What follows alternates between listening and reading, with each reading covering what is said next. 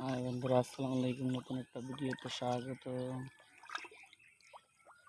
এখন আমি আসছি আলতাপ পুকুরের মাছের গিরে পাঙ্গাস তেলাপিয়া কীভাবে চাষ করে তাই ভিডিওতে দেখুন। ভিডিওটা যদি আপনাদের ভালো লাগে লাইক কমেন্ট শেয়ার করে দেবেন, পরবর্তী ভিডিও বানানোর জন্য উৎসাহিত করবেন।